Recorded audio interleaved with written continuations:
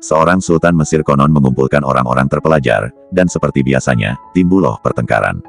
Pokok masalahnya adalah mikraj Nabi Muhammad. Dikatakan, pada kesempatan tersebut Nabi diambil dari tempat tidurnya, dibawa ke langit.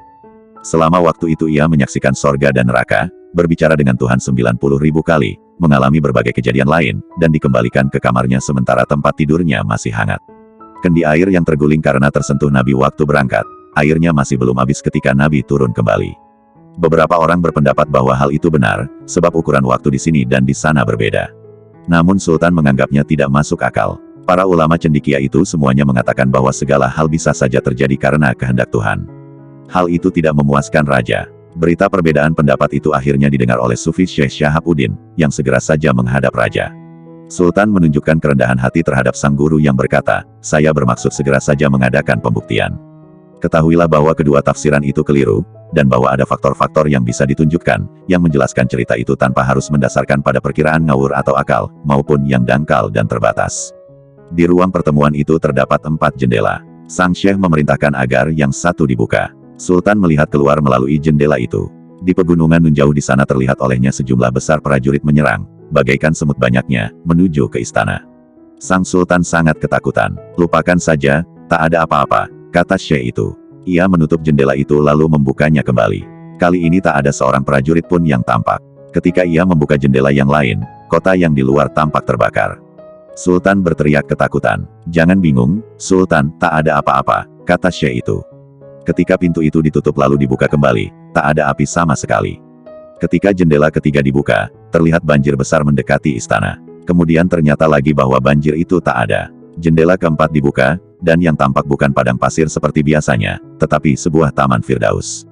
Dan setelah jendela tertutup lagi, lalu dibuka, pemandangan itu tak ada. Kemudian Syekh meminta seember air, dan meminta Sultan memasukkan kepalanya dalam air. Sesaat saja, segera setelah Sultan melakukan itu, ia merasa berada di sebuah pantai yang sepi, di tempat yang sama sekali tak dikenalnya, karena kekuatan gaib Syekh itu. Sultan marah sekali dan ingin membalas dendam. Segera saja Sultan bertemu dengan beberapa orang penebang kayu yang menanyakan siapa dirinya.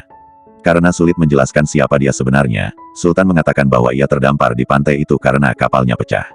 Mereka memberinya pakaian, dan ia pun berjalan ke sebuah kota. Di kota itu ada seorang tukang besi yang melihatnya gelandangan, dan bertanya siapa dia sebenarnya.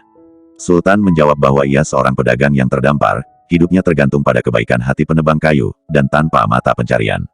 Orang itu kemudian menjelaskan tentang kebiasaan kota tersebut.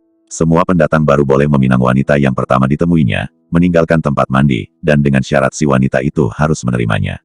Sultan itu pun lalu pergi ke tempat mandi umum, dan dilihatnya seorang gadis cantik keluar dari tempat itu. Ia bertanya apa gadis itu sudah kawin, dan ternyata sudah. Jadi ia harus menanyakan yang berikutnya, yang wajahnya sangat buruk. Dan yang berikutnya lagi, yang keempat sungguh-sungguh molek. Katanya ia belum kawin, tetapi ditolaknya Sultan karena tubuh dan bajunya yang tak karuan. Tiba-tiba ada seorang lelaki berdiri di depan Sultan katanya, "Aku disuruh kemari menjemput seorang yang kusut di sini. Ayo, ikut aku." Sultan pun mengikuti pelayan itu, dan dibawa ke sebuah rumah yang sangat indah. Ia pun duduk di salah satu ruangannya yang megah berjam-jam lamanya. Akhirnya 4 wanita cantik dan berpakaian indah-indah masuk, mengantarkan wanita kelima yang lebih cantik lagi. Sultan mengenal wanita itu sebagai wanita terakhir yang ditemuinya di rumah mandi umum tadi. Wanita itu memberinya selamat datang, dan mengatakan bahwa ia telah bergegas pulang untuk menyiapkan kedatangannya, dan bahwa penolakannya tadi itu sebenarnya sekedar merupakan basa-basi saja, yang dilakukan oleh setiap wanita apabila berada di jalan. Kemudian menyusul makanan yang lezat. Jubah yang sangat indah disiapkan untuk Sultan, dan musik yang merdu pun diperdengarkan. Sultan tinggal selama 7 tahun bersama istrinya itu. Sampai ia menghambur-hamburkan habis warisan istrinya. Kemudian wanita itu mengatakan bahwa kini Sultanlah yang harus menanggung hidup keduanya bersama ke-7 anaknya. Ingat pada sahabatnya yang pertama di kota itu, Sultan pun kembali menemui tukang besi untuk meminta nasihat. Karena Sultan tidak memiliki kemampuan apapun untuk bekerja, ia disarankan pergi ke pasar menjadi kuli.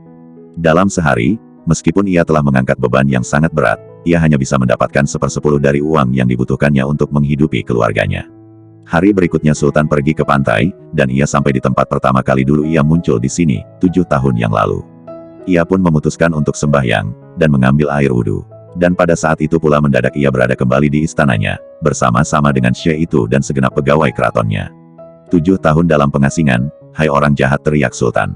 7 tahun, menghidupi keluarga, dan harus menjadi kuli. Apakah kau tidak takut kepada Tuhan, Sang Maha Kuasa, hingga berani melakukan hal itu terhadapku?